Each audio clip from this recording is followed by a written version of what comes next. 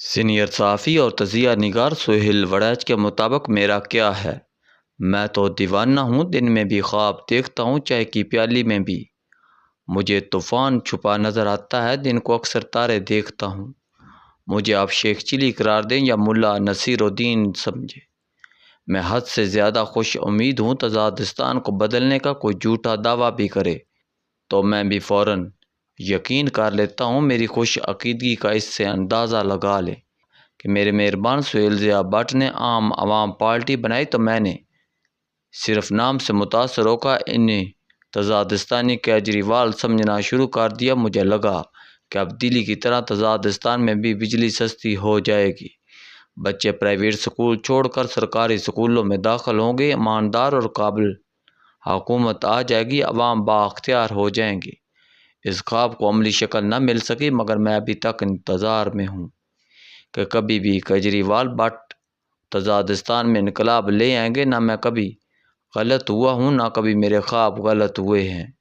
میں جو سوچتا ہوں وہی دیکھتا ہوں اور وہی ہوتے ہوئے دیکھنا چاہتا ہوں۔ مشہور مقولہ ہے کہ پرانی عادتیں جلدی ختم نہیں ہوتی۔ اپنی پرانی عادت کے سبب اب نئی پارٹی عوام پاکستان کی تشکیل پاتے ہی مجھ پر دوبارہ دیوانگی طاری ہو چکی ہے، اور کل سے جاگتی آنکھوں میں بھی انقلاب کے خواب نظر آ رہے ہیں۔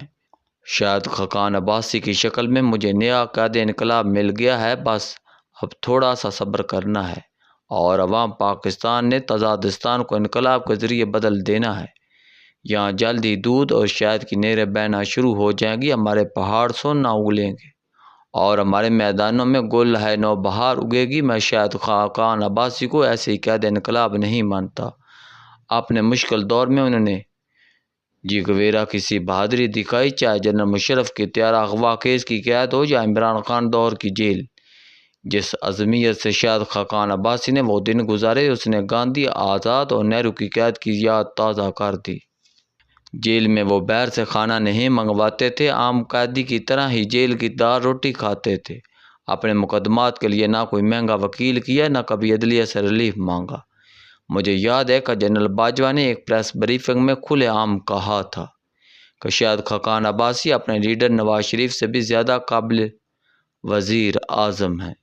انہوں نے ایک اور محفل میں مفتاح اسماعیل کو اسحاق ڈار سے بہتر وزیر خزانہ قرار دیا تھا۔ گویا قائد انقلاب نہ صرف باصلاحیت ہے بلکہ ان کی صلاحیتوں کی گواہی مقتدرہ بھی دیتی رہی ہے۔ گویا نئے انقلاب کو عوام کے ساتھ ساتھ طاقتوروں کی حمایت بھی حاصل ہو جائے گی۔ سیٹی بجنے کی دیر ہے، انقلاب بس آنے ہی والا ہے۔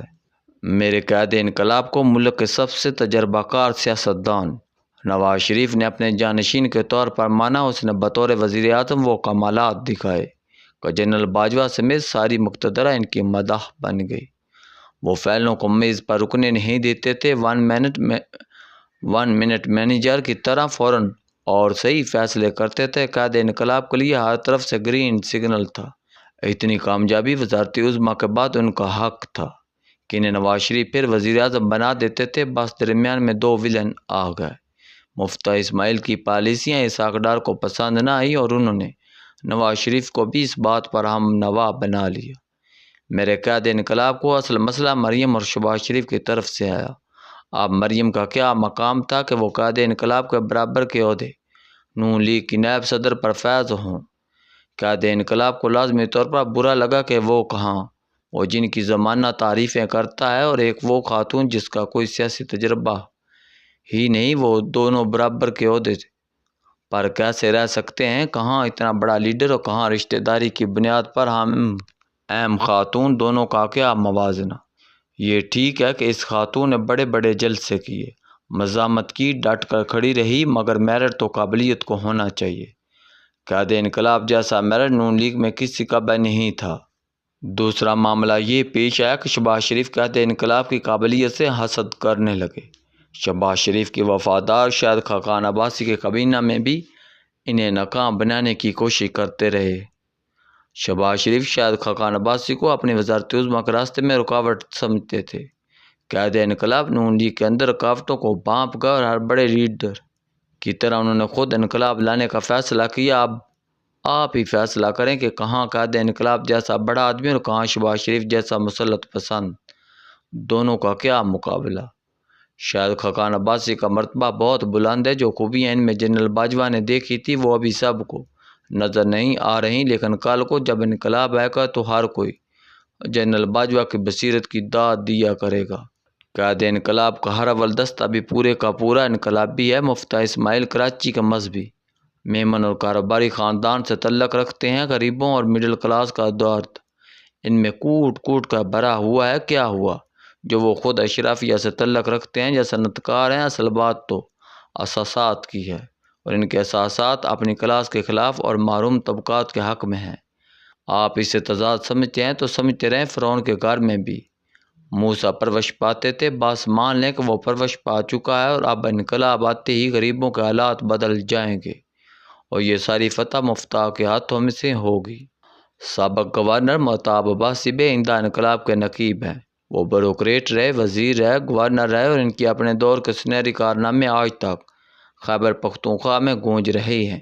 ایک زمانے میں وہ خیبر پختونخوا میں نون لیگ کے ستون ہوا کرتے تھے۔ میرے انقلابی خواب میں مجھے مہتاب عباسی بھی تبدیلی کے معماروں میں نمایاں نظر آئے۔ کوئی مانے یا نہ مانے، سائنسی تھیوری یہ ہے کہ شہباز شریف کا متبادل شاید خاقان عباسی میدان میں اتر چکا ہے۔ جس دن شہباز شریف اور مقتدرہ میں کوئی اختلاف ہوا تو شہباز سے زیادہ باصلاحیت قائد انقلاب کو لے آیا جائے گا۔ مجھے اس سازش کہانی سے اختلاف ہے۔ یہ کہانی قائد انقلاب کی شہرت خراب کرنے کے لیے تراشی گئی ہے۔